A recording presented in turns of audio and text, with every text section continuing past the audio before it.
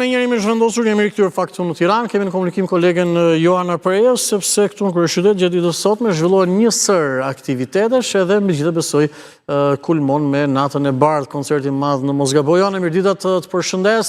Çfarë aktivitetesh do të kemi dhe pak a shumë çfarë do të ofrojë koncerti që më pas le të themi vijon me atë që njihet si nata e bardhë, pra pak a shumë nuk ka gjumë.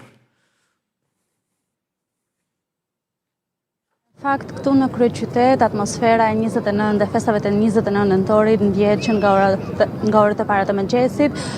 Në sheshin Skenderbej janë mbledhur qytetarë të veshur kuqezi, megjithatë dëgjohet po ashtu edhe muzika tinguj edhe këngë patriotike. Në fakt, shumë qytetarë janë në pritje të natës së bardhë që do të zhvillohet po në sheshin Skenderbej rreth orës 18 në orën 6 pra pas ditës, dhe do të zjas deri në orën 12 në mesnatë.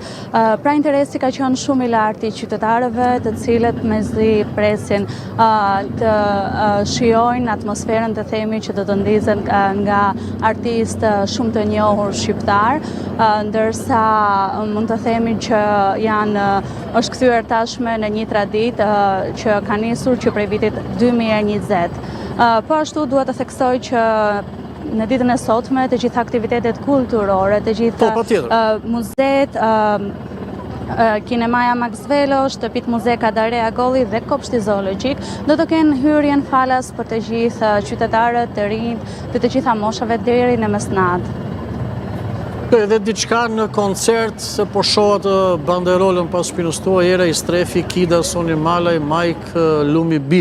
Nuk di pritet që të ketë shumë qytetarë dhe ka, le themi, hyrja apo pjesëmarrja aty në atë ambientin në shesh.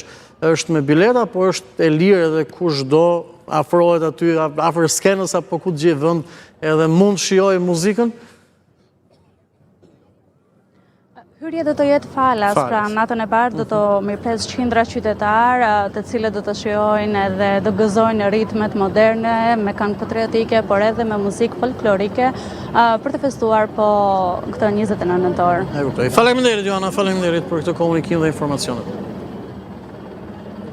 Ishëm edhe me kolegen Joana Preja, pra edhe në koncert sheshin Skënderbej. Në këto momente do të kalojmë një hapësirë publicitare, shumë shkurtimisht, në çdo moment